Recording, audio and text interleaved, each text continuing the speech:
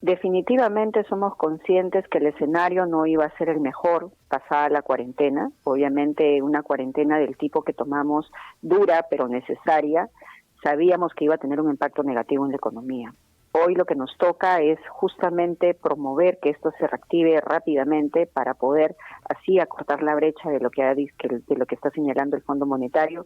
En ese sentido, como bien Nicolás señalaba al inicio de esta intervención, se han dictado programas como Reactiva, programas como FAE-MIPE, que están focalizados directamente para las micro y pequeñas empresas en cuanto a lo que es el financiamiento.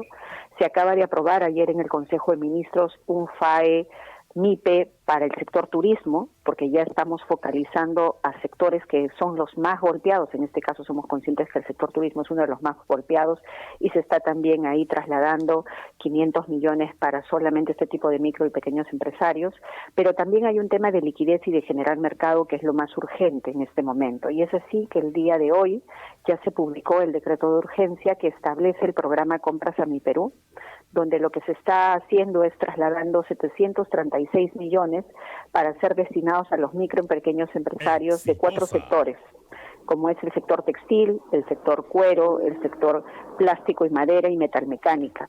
Esto va a permitir que estos 4 sectores puedan postular por estos 736 millones que se están asignando, y a esto hay que sumarle 250 millones que ya se tenían en cartera, con lo cual vamos a llegar a 950 millones para poder demandar a las micro y pequeñas empresas los bienes que usualmente compramos en el Estado: uniformes para la policía, para el Ministerio de Defensa, mobiliario para hospitales, por ejemplo, que es tan importante, implementos de bioseguridad, mascarillas de tela, camillas y una serie de objetos que nosotros todos los años demandamos. Quiero recalcar que ese es un primer paquete, porque obviamente no es suficiente, como bien les han señalado ustedes. Para estos primeros 2 meses se está estableciendo este monto de dinero. Va a ser una compra a nivel nacional, es decir, todas las regiones van a poder participar y así poder dinamizar las economías de las regiones. Esto nos va a permitir generar casi 100.000 puestos de trabajo directos y así poder dinamizar. Lo importante de este proceso es que es un proceso que se ha aprovechado en simplificar, es decir, los primeros adelantos en cuanto a liquidez de desembolso se van a partir de dar una parte ahora en julio, la otra parte a partir de fines de agosto y la tercera parte a partir de octubre, con lo cual vamos a inyectarles liquidez para que ellos puedan tener recursos para poder financiar la demanda que estamos solicitando. Pero adicionalmente a eso, también tenemos que focalizarlos a otras micro y pequeñas empresas, como por ejemplo el comercio ambulatorio que se encuentra en la periferia de los mercados de abastos. Para eso, hace un par de días se ha aprobado el decreto de urgencia que establece la posibilidad de poder implementar 50 mercados temporales, justamente para este comercio ambulatorio en coordinación con los gobiernos locales, que también son microemprendedores, microempresarios, que usualmente no han tenido la posibilidad de tener un puesto de trabajo fijo o un establecimiento donde vender sus productos. A partir de estos mercados temporales se les va a poder proporcionar, en coordinación con el gobierno local, espacios donde puedan realizar su comercio con medidas de bioseguridad, pero sobre todo ayudarlos también a la formalización. También hay un componente importante que tiene que ver con el tema de promover herramientas digitales. Somos conscientes que, si bien es cierto, a partir de la tercera fase, que ya estamos a días de ella, se va a aperturar el comercio directo, lo cual va a permitir dinamizar sus actividades. No va a ser suficiente porque estamos abriendo el comercio a aforos reducidos de casi el 50%. Por lo tanto, obviamente no van a tener los ingresos que usualmente tenían. Entonces es importante diversificar las formas de vender, y es así que estamos también desarrollando con ellos conjuntamente y acompañándolos a implementar, en la medida de sus posibilidades y de acuerdo a sus realidades, herramientas digitales para aquellos que puedan implementar, que de hecho ya lo hemos hecho con Polvos Azules, su página web, comercio electrónico, su servicio de delivery, su botón de pago. Se les está asesorando, acompañando, y tienen tarifas súper preferenciales a través de las cuales ellos están implementando estas herramientas. Pero somos conscientes que no todos están en esa capacidad, entonces ahí tiene que haber un acompañamiento para utilizar obviamente todo lo que son sus redes sociales, porque también a partir de ellas pueden hacer comercio electrónico. ¿Qué quiero decir con eso? La estrategia para fortalecer a los micro pequeños empresarios tiene que venir desde el lado de financiamiento a través de los programas como FAE MIPE o FAE Turismo, y obviamente seguiremos desarrollando algunos otros, o mayor liquidez en el caso de Reactiva, solo focalizado para micro y pequeños empresarios. Va acompañado de generar mercado como Compras a Mi Perú y una demanda cautiva permanente a la que ellos van a poder proveernos. Va acompañado de un sistema para también captar a esos microempresario informal, pero también va obviamente con el tema de asesoría y acompañamiento de herramientas digitales. Otra estrategia que también se está lanzando desde Produce, y aprovecho para invitar a todos sus oyentes a ingresar a la página, es el Perú Imparable. Esto es una plataforma donde nosotros colgamos los productos de todos nuestros microempresarios para darles la posibilidad de generar nosotros ferias virtuales y donde el Estado se convierte en su cadena logística del microempresario, para que así podamos ayudarlos a comercializar y nosotros a trasladar sus productos para poder hacer la entrega oportuna en estas ferias virtuales que se realizarán a partir de julio y que ya en este momento estamos inscribiendo, ya tenemos más de 6.000 empresas inscritas en Perú Imparable, y es así como vamos a ir dinamizando. Bien, ministra. Finalmente, solo para recalcar en el tema de lo que tenemos para los microempresarios, nosotros contamos con los Centros de Innovación y Transferencia Tecnológica, los CITES. Muchos de los CITES, un gran porcentaje ya culminaron toda su implementación en cuanto a laboratorios de calidad, certificaciones, plantas de procesamiento.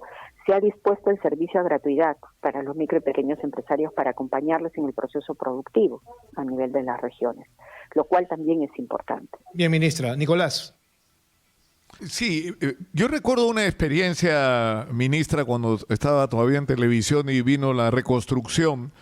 Y se habló ahí también de la necesidad de incorporar a la micro y pequeña empresa. Y hubo un incidente que no sé hasta qué punto tuvo que ver con que yo no esté en la televisión, pero donde criticamos muy seriamente las pepecasas, como les llamamos nosotros.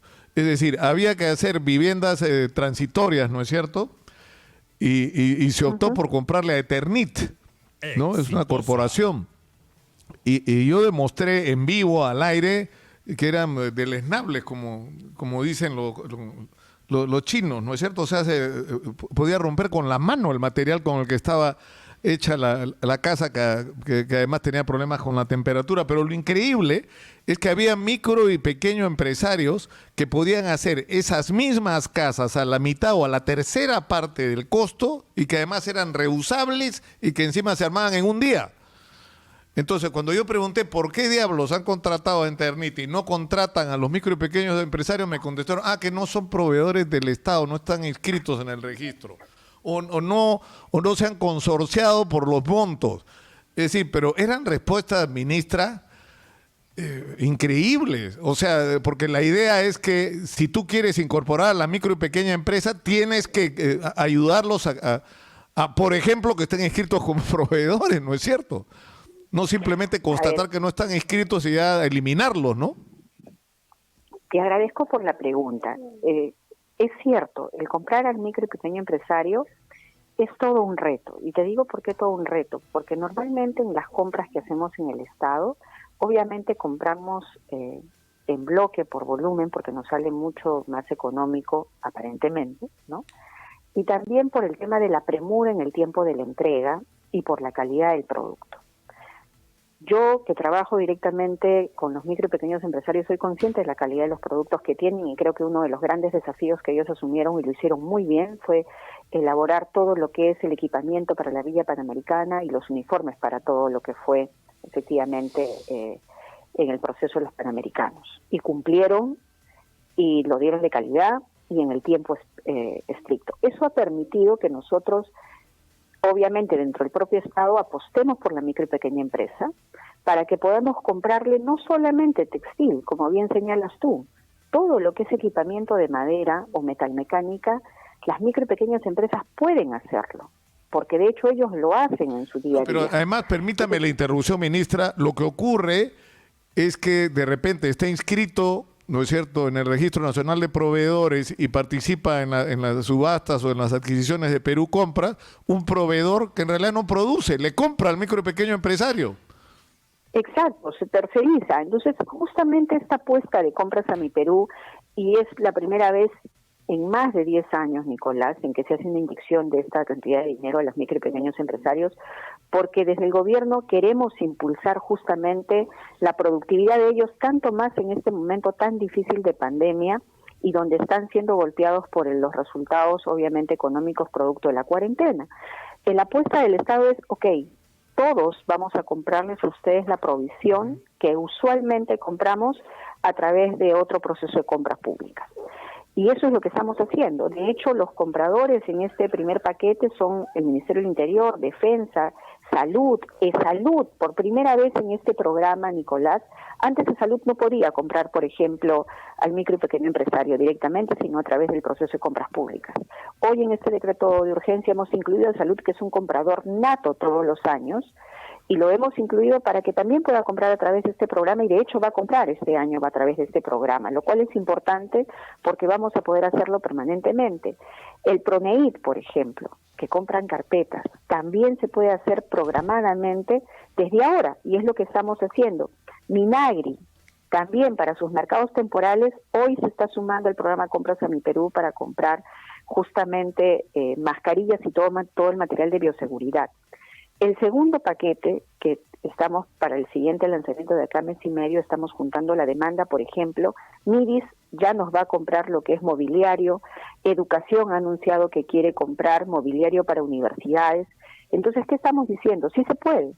Sí se puede. Exitosa. Y nosotros tenemos que acompañar a los micro y pequeños empresarios a que efectivamente nos otorguen productos de calidad que cumplan en sus tiempos, y parte de eso es que también se está apostando por darles un adelanto al momento de la firma de contrato para que tengan capital de trabajo y puedan invertir en los insumos para poder hacer los productos que el Estado está demandando. Y eso es todo lo que nos está diciendo, ministra, suena bien. Y yo creo que le suena mejor aún a los oídos de los micro y pequeños empresarios. El problema es que, por ejemplo, yo he escuchado quejas de parte de la gente de Gamarra de que se han hecho compromisos a veces que les vamos a comprar y finalmente la cosa se complica y termina no haciéndose realidad. Esperemos que esta vez sea diferente. El decreto de urgencia, el decreto de urgencia es mandatorio. O sea, es mandatorio. O sea, ya está lo que se va a comprar, ya están los recursos, porque incluso lo que hemos previsto en este decreto de urgencia, ¿qué es lo que pasaba antes, Nicolás? Para ser completamente transparentes. Hasta antes de este decreto de urgencia, el marco normativo anterior te decía que el sector que demandaba podía pedirte y podía hacer cambios de pedido hasta el momento antes en que ya estés con el proceso abierto.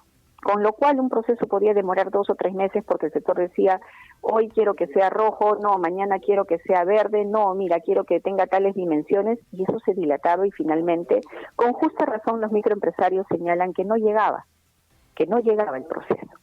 Lo que hemos hecho en esta oportunidad, por la premura y la emergencia y porque necesitamos que las MIPES tengan liquidez, es este decreto de urgencia viene acompañado ya con todas las fichas y especificaciones de lo que se va a comprar, ya sin posibilidad de cambio, para que no dilatemos ese proceso, simplificar el proceso y que fácilmente, rápidamente estamos claros, ministra, pero queremos aprovechar que la tenemos en la línea para hacerle algunas preguntas puntuales sobre lo que está pasando en estos días. Primero, la declaración de Confiep. ¿Qué es lo que piensa usted de la declaración de Confiep? O de parte de Confiep, porque ahora resulta que la Asociación de Bancos no firma la declaración. Mire, primero que nada, yo, como usted comprenderá, yo estoy ligada, soy el Ministerio Rector de las micro y pequeñas empresas y también de toda la industria, ¿no? Yo creo que en este momento todos, sector público y privado, tenemos que poner paños fríos y en verdad ponernos a la altura de lo que la ciudadanía nos demanda. Y eso implica consensos y eso implica sumar esfuerzos. Creo que obviamente bajo el sentir de este grupo de empresarios han querido hacer una llamada de atención a algo que quizás se malentendió. Lo cierto es que hoy hemos visto que luego de poder sentarnos a negociar en una mesa, pudimos llegar a un consenso para beneficio de los peruanos. Los gremios empresariales desde el inicio se han sumado voluntariamente y solidariamente a muchas de las necesidades en este momento de pandemia, y lo tengo que decir, porque hay que ser justos. Pero también demandamos en este momento no solamente de parte de ellos, nosotros también, a poder paños fríos, a sumar esfuerzos y a sacar al país adelante. Creo que eso es lo más importante. Claro, pero La gente no quiere ver que estemos confrontados, la gente no quiere ver problemas, la gente quiere ver soluciones. Y las soluciones tienen que venir de todos lados, del sector público, del sector privado, para poder ayudar a salir de esta pandemia. claro, pero este es un frente abierto, es una confrontación directa, tanto así que les toca a ustedes cuando en el mensaje dice lo siguiente: con la misma energía de sus mensajes en la televisión, le pedimos al señor presidente que exhorte a sus funcionarios a utilizar de manera rápida y sobre todo eficiente los recursos públicos del presupuesto, especialmente en el sector salud, entre otros más, es lo que dice, ¿no? Es una llamada para los funcionarios, para los ministros, ¿no? Mire, en verdad, en este momento todos tenemos que llamarnos la atención. Todos. O sea, todos los ciudadanos tenemos que llamarnos la atención, a ser responsables, a ser diligentes, a cuidar nuestra salud, todos. Entonces, no es momento de confrontaciones, no es momento de desgastarnos, señalando yo sí, tú no, no. Es momento de sumar.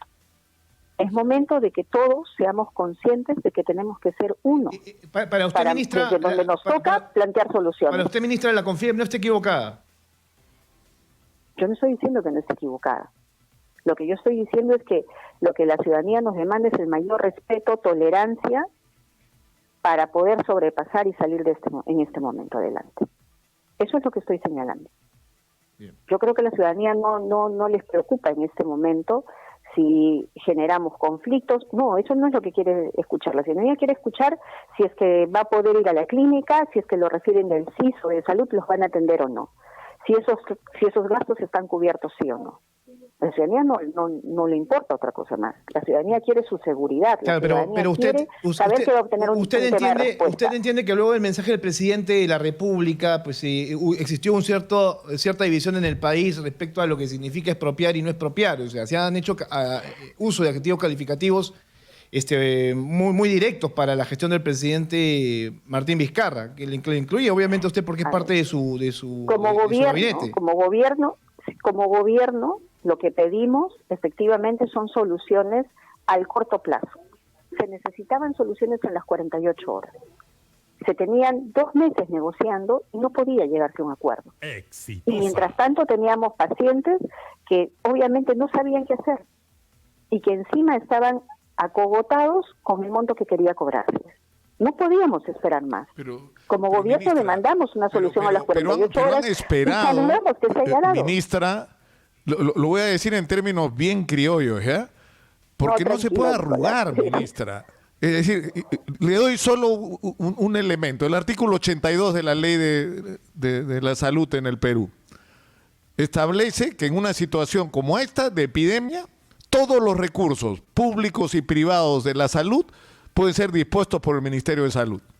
Es decir, ustedes tenían en las manos todas las herramientas legales para que si los señores de las clínicas no les gustaba las tarifas, bueno, qué pena que se vayan al Poder Judicial.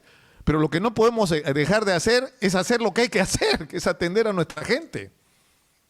Nicolás, como bien has señalado, ¿no? Todos tenemos que ser responsables y tomar decisiones. Yo lo he vivido en carne propia en Loreto. En carne propia. Donde teníamos que tomar decisiones y llamar al privado y sentarlo y decirle, necesito que dejes de tercerizar el oxígeno entre esa pobre gente que te paga 3,000 soles y que me proveas a mí como Estado. Son responsabilidades compartidas y se está haciendo día a día. O sea, no sabes, en verdad, el tiempo que ocupa tener que estar llamando uno por uno para decir, a ver, sumemos, justamente porque no es momento de generar discrepancias. No lo es, te lo aseguro. Más sumamos encontrando soluciones. No podemos perder tiempo en discutir. No podemos. Y sí, acá hay responsabilidades compartidas, porque como Estado tenemos que nunca ceder efectivamente a no buscar soluciones. Tenemos que ser insistentes en buscar soluciones, Bien. en buscar consenso. En un contexto de emergencia, la legislación, y no solo la Constitución, la Ley de Movilización Nacional, la Ley General de Salud y los propios decretos de urgencia, le dan al gobierno los instrumentos legales suficientes para en este contexto de emergencia levantar las barreras entre lo que es institución público-privada de salud y que todos sean parte del mismo sistema. Que por supuesto eso va a recibir una compensación, pero lo que no podemos hacer es esperar a que los señores de las clínicas les guste o no les guste la compensación. Entonces hemos perdido, como usted mismo dice, 2 meses. En el caso del oxígeno, o sea, el tema no es pues qué están dispuestos a hacer los señores que manejan de una manera casi monopólica, no casi, prácticamente monopólica la distribución de oxígeno en el Perú, sino decirle, necesitamos este oxígeno, me ponen las plantas a operar, hacen lo que haya que hacer y este es el precio que te voy a pagar. Y en el tema de los medicamentos, esta es la lista de medicamentos que necesitamos para enfrentar la crisis del coronavirus, este es el precio que vamos a pagar por su producción y vamos a usar la red de distribución por la que pagaremos, por supuesto, una compensación para que le llegue gratuitamente a la gente los kits de atención cuando lo requieran y los médicos de nuestro sistema integrado lo decidan. No es tan difícil, que eso va a pisar callos, que eso va a provocar reacciones histéricas. Por supuesto que sí, pero es el problema, ministra, es exitosa. ¿Qué es más importante? O sea, mantener como las cordiales relaciones, ¿no es cierto?, con algunos empresarios, que hay que decirlo que no son todos, o ocuparse de resolver los problemas de la gente. Nicolás, que a veces es comprarse pleito, ministra. A ver, Nicolás, lo más importante en este momento, y creo que hemos dado muestras de comprarnos el pleito, es la salud de las personas. A nadie le ha gustado una cuarentena tan rígida. A nadie le ha gustado que la cuarentena sea tan larga. Sin embargo, la hemos mantenido y eso nos ha permitido salvar muchas vidas. Que la situación económica es difícil, por supuesto que es difícil, pero teníamos que tomar una decisión. Y la decisión siempre fue la salud de todos los peruanos y la vida de todos los peruanos. Hoy estamos remontando esa situación, aperturando las fases de las actividades económicas, pero con responsabilidad, como bien señala. La Ley General de Salud nos faculta, como bien señalas, en el marco de la prevalencia de la vida de los peruanos, el poder justamente, como señalas tú, estamos facultados a disponer la utilización de los recursos que se tengan del sector público-privado. En este momento, para el caso puntual de oxígeno, las empresas de oxígeno nos están proveyendo la totalidad del oxígeno que tienen, justamente por la necesidad que tenemos en este momento. Como tú señalas, hay problemas estructurales que vienen del pasado, pero tenemos que trabajar con lo que tenemos en este momento y hacer los correctivos en el camino, como corresponde. Pero no nos va a temblar la mano y no vamos a dudar en tomar decisiones, ¿no?, justamente para garantizar la salud de los peruanos y la vida de los peruanos. Pero, ministra, pero debo mencionar, discúlpame que te corte, debo mencionar que esto es un compromiso de todos, o sea, por favor, no es un momento de satanizar sectores. Claro. Todos tienen que sumar, y es una responsabilidad como peruano, claro. O sea, independientemente si eres empresario o no, como peruano. Es la vida de nuestros compatriotas. No creo que exista algún peruano que esté en contra de eso. Claro, pero justamente por eso, ministra, o sea, no quiero ser antipático, ¿ya? Sinceramente. No, tranquilo. Pero yo creo que es bien importante, Rocío, porque eso tiene que ver con un asunto fundamental de lo que ha ocurrido en las últimas décadas en el Perú. O sea, en función de quién gobiernas. O sea, tú tienes una ley que te ampara para disponer de todos los recursos que necesites para enfrentar la epidemia, sean públicos o privados. Y una de estas decisiones tiene que ver con las clínicas. Es decir, levantar la barrera y que los pacientes, no importa si sean del CIS, de salud, de los seguros privados, reciban la atención en el momento que la necesitan, donde haya lugar disponible.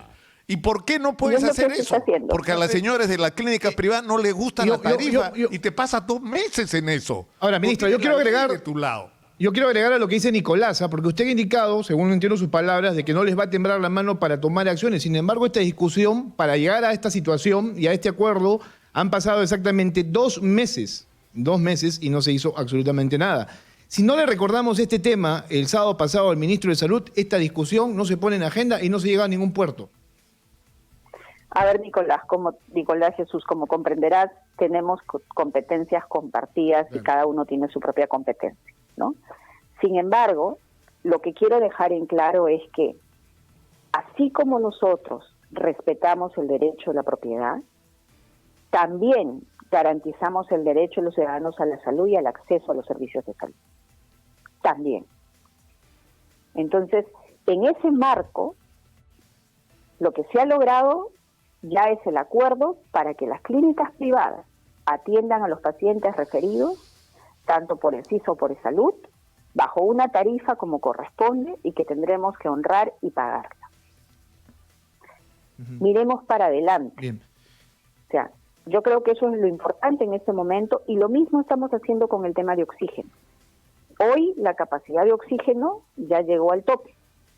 Por eso es que se han dado medidas y disposiciones para poder importar oxígeno y para poder tener una serie de compras adicionales para poder proveer de oxígeno al país. Esto es lo que nos tocó y es lo que tenemos que sacar adelante. Pero nuevamente, eso pasa porque todos asumamos la responsabilidad de que tenemos que sumar en esta estrategia de salvar vida de peruanos. Y eso tiene que quedar claro para todos. Se ha dicho mucho esta semana, a propósito de este tema, de que el gobierno del presidente Martín Vizcarra está tratando de ocultar sus errores, buscando responsables, en este caso al empresariado, buscándolo poner frente o enfrentándolo a la población y poniendo al empresariado como el cuco de toda esta situación, ¿no? Como un cuco indolente, que no cree en la justicia social, que no va más allá de lo que ellos buscan, que es ganar. ¿Cuál es su apreciación respecto a este tema? Porque es una monserga que se repite y se repite y se repite constantemente. A ver, primero que nada, yo creo que acá todos tenemos responsabilidades compartidas. Decir que el gobierno o que nosotros somos infalibles no es cierto. Obviamente podemos fallar, pero lo importante está en el sentido de enmienda. Si nosotros vemos que algo no está dando resultado, y lo hemos demostrado, creo, en estos meses, automáticamente escuchamos y hacemos los correctivos necesarios. Todo es perfectible.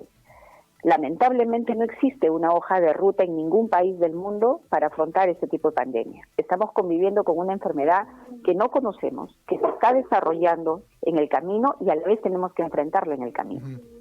No hay el plan perfecto. Ojalá y lo hubiera habido, pero no lo hay. Y es más, hasta los países que se decían que habían superado fácilmente y enormemente esta pandemia, hoy, de cara a los resultados, han tenido que retroceder y se están dando cuenta de los errores que han cometido. ¿Eso qué implica? Que no es solamente un problema de nuestro país, es un problema que está pasando el mundo.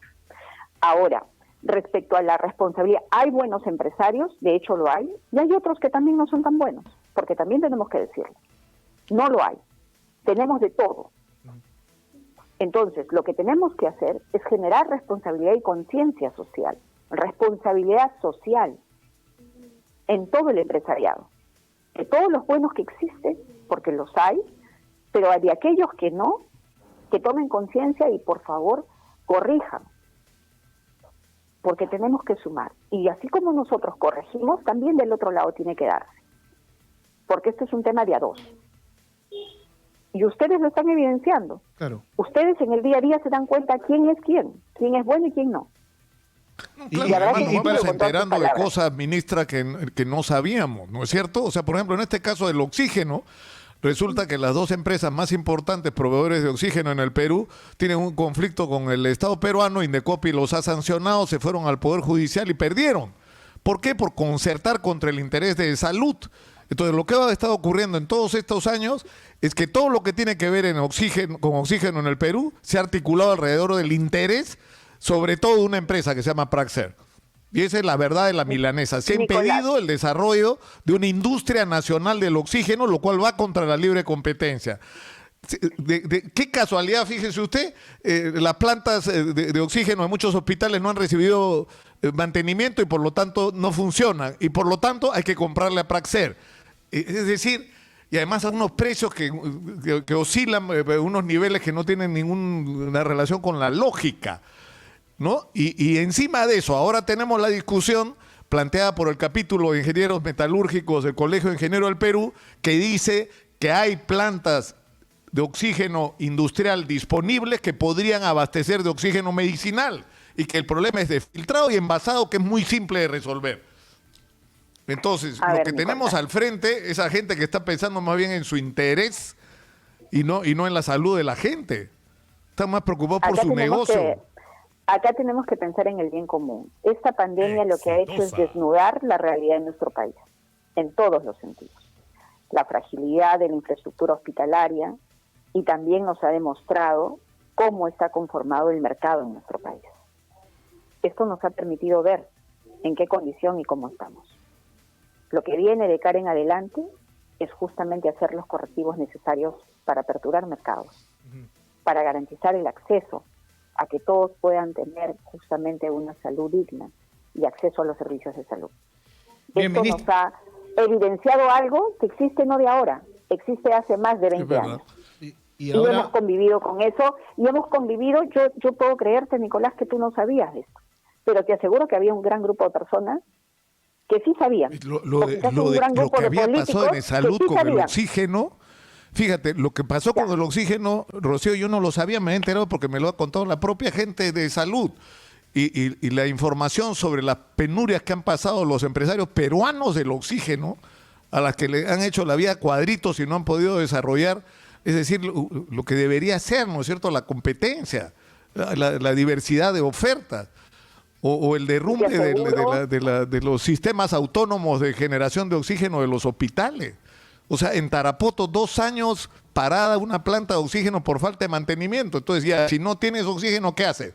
Le compras pues por eso te digo, Nicolás, ¿no es cierto? Acá hay responsabilidades de todo tipo, de todo y de todos. Bien. Esto nos ha evidenciado lo duro y en qué situación estamos en el país. Bien. Ministra, pero por eso, Rocío, nosotros cuando el presidente dice no nos pueden pedir que resolvamos en 100 días problemas que se han acumulado 100 años, tiene razón, es verdad, pero lo que sí le podemos pedir es que empiece a cambiar las cosas. Definitivamente. Muchas de las cosas que estamos viendo el día de hoy no es un problema de ahora. Sin embargo, sí tenemos que poner las bases para un cambio, para no volver a vivir lo mismo, para no volver a pasar lo mismo, porque si no, no hubiéramos aprendido de nada. Lo que sí yo estoy notando, ministra, es otro tipo de relación que al parecer no está cambiando del todo, y es esta relación entre el Ejecutivo y el Congreso de la República. Ya sabe usted perfectamente que se han presentado interpelaciones para diferentes tipos de ministros para que expliquen exactamente las acciones que se han desarrollado durante esta pandemia. Hay algunos congresistas que acusan al gobierno de haber destrozado la economía del país, entre otras cosas más. Así que eso sí sería bueno saberlo. Y lo otro sería saber, ya estamos por entrar al mes de julio, y en el mes de julio es obvio que el presidente de la República hará cambios en el gabinete ministerial. Ahora, se dice en la interna que el gabinete está completamente fraccionado, que hay quien está a favor y otros en contra de determinados tipos de medidas, y que incluso hay cierto desazón con el trabajo que hace la ministra de Economía, quien pues obviamente parece no agradar a muchos integrantes del gabinete ministerial. Yo le dejo esas 2 preguntas para que usted nos la pueda responder, por favor. Ya, primero que nada, nosotros somos respetuosos del orden constitucional y de las prerrogativas que tiene el Poder Legislativo para poder llamarnos cuando lo considere, para poder informar al Congreso de la República de las medidas tomadas. Sin embargo, también debo mencionar que se tiene que tener en consideración los tiempos que estamos viviendo, ¿no? Hay ministros que han sido llamados al Congreso y todos hemos asistido gustosamente cada vez que nos citan y responsablemente, pero estar 5 días, de los 7 días a la semana, 5 días informando al Congreso los mismos temas, obviamente nos quita tiempo para poder hacer lo urgente e importante, ¿no?, que es atender la pandemia. Eso no quiere decir que no debamos ser fiscalizados, en absoluto. Sí, fiscalícennos. Sí, pídanos explicaciones. Siempre las vamos a dar, transparentemente, siempre. Pero, por favor, seamos consecuentes con los tiempos que estamos viviendo, ¿no? Yo saludo las palabras del presidente del Congreso. He visto que da una entrevista y que ha señalado que no hay una intención de interpelación masiva. No es que no querramos asistir, de hecho asistiremos las veces que el Congreso nos cite, pero sí pediríamos un poco de mesura, teniendo en cuenta los tiempos con los que contamos y en los que estamos viviendo.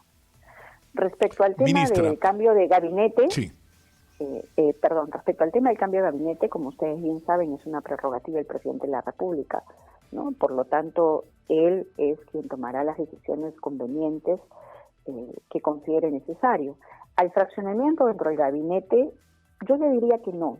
Ese es parte de los grandiosos mitos que existen. Eso no quiere decir que dentro de las discusiones del Consejo no hayan discrepancias en cuanto a posiciones. Por supuesto que sí, es lo natural. Creo que en cualquier grupo de trabajo o cualquier colegiado siempre hay opiniones discrepantes. Pero lo importante es que al final, luego de las opiniones, llegamos a un consenso y respetamos los consensos, ¿no? Porque tenemos un trabajo articulado y un trabajo permanente, de permanente comunicación.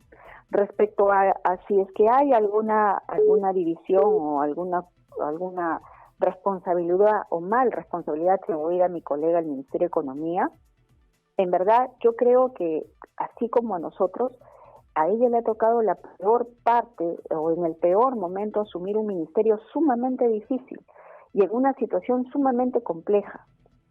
Y creo que de cara y de luz a los resultados, no los resultados de cómo estamos económicamente, porque somos conscientes que con una cuarentena radical y dura como la que tomamos y esa inmovilización, los resultados no iban a ser los más óptimos a nivel económico. Sin embargo, soy consciente, y de hecho soy parte del equipo de trabajo del gabinete, que ha estado trabajando intensamente durante los 7 días de la semana, las 24 horas del día, para tomar las decisiones y aprobar los programas que consideramos son los más oportunos para este momento. Entonces creo que es un despropósito señalar eso por parte de mi colega.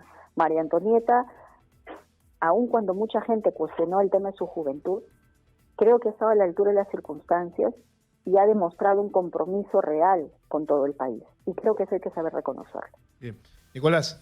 Ministra, aprovechemos estos minutos que nos quedan para aclararle a la gente qué va a pasar a partir del 1 de julio. Es decir, se levanta la cuarentena en todo el país menos en 7 regiones. Pero, ¿qué va a significar esto en términos prácticos? Por ejemplo, ¿qué locales van a poder atender? ¿Cuáles no? Es decir, ¿podría darnos usted detalles sobre esto? Sí, a ver, como bien señalas, Nicolás, pasamos de un aislamiento social obligatorio a un distanciamiento social obligatorio. Es decir, se levanta la cuarentena en todo el país, menos en 7 regiones. Ahora el toque de queda empezará a las 10 de la noche hasta las 4 de la mañana. Los aforos en bancos, en tiendas, en centros comerciales serán del 50%. ¿Quiénes están impedidos de salir? Los menores de 14 años, las personas mayores de 65 años o con enfermedades mórbidas. En el caso de los menores, solo podrán salir por espacio de 1 hora a hacer sus caminatas a 500 metros desde su domicilio, conforme lo ha estipulado ya el Ministerio de Salud. Y en el caso de las personas, de los adultos mayores o personas con morbilidad, podrán desplazarse para la compra de alimentos, farmacia, bancos o si es que hubiera dado su autorización para realizar alguna actividad económica puntual. Es decir, ¿no? para sintetizar este tema de la cuarentena, es decir, la cuarentena se levanta para todo menos para los menores de ¿qué? ¿De 18 años? ¿De qué edad? 14 ¿De 14 años? 14 años. De 14 años. Y para las personas con morbilidades o de la tercera edad. Así es, ¿no? Lo otro que debemos mencionar es que en estas 7 regiones donde se mantiene la cuarentena, el horario de toque de queda empieza a las 8 de la noche hasta las 4 de la mañana, ¿no? Y el domingo durante todo el día. Ministra, con eso se entiende en todo caso, en el caso de los niños, que las clases siguen suspendidas a nivel presencial, esto hasta fin de año. Porque ese es un tema que se estaba buscando en este decreto de urgencia y no se encontró.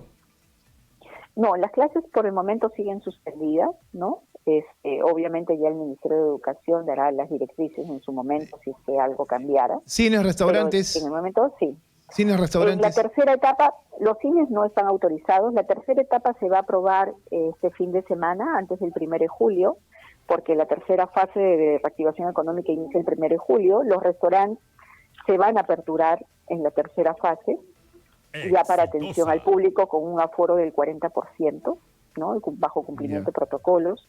Están prohibidas todas las reuniones de cualquier tipo, política, social, religiosa, cualquier reunión. No hay misas. Quedan suspendidas, ¿no? No hay misas. No hay misas, eso me lo estaban preguntando no. a algunos amigos católicos. Eso quiere decir que a pesar de que hemos presentado los protocolos, no hay misas. En este momento no, porque están suspendidas las reuniones que generen aglomeración, aún con el protocolo. Tampoco los fulbitos, porque aquí en la Costa Verde, en la zona de San Isidro, hoy día hemos captado a gente jugando fulbito y a los surfistas haciendo lo que se les da la gana. Ellos tampoco tendrían por qué estar... Es que nuevamente, por favor, y es muy importante que lo repitamos en cada momento, distanciamiento social, no menos de 1 metro, uso de mascarillas, lavado permanente de manos. Tenemos que ser responsables. Ahora el cuidado es nuestro. Primero me cuido yo, primero mi salud para cuidar al resto. O sea, tenemos que ingresar ese concepto en la gente, en la cabeza de las personas. Distanciamiento, lavado de manos y uso de mascarilla permanente. Hay un tema que nuestra productora Gisela Magariño está muy preocupada porque no quiere que le suban los pasajes. Todavía no se ha hablado nada del subsidio de los transportistas de transporte público. ¿Cuándo sale eso? Ya se está discutiendo. Esperemos que la próxima semana ya podamos tener ya una definición aprobada, ¿no? Sí se está discutiendo. Y el transporte interprovincial, tanto terrestre como aéreo y los vuelos internacionales, ¿cuándo se van a restablecer? ¿Hay un plan sobre este tema? Está planteado, está en discusión en este momento de que puedan iniciarse en la tercera fase, ¿no? Todavía estamos en discusión porque obviamente... Pero eso es la próxima semana. Revisar. Sí, pues pero la tercera fase es todo julio. No solamente, o sea, empieza el 1 de julio la tercera fase.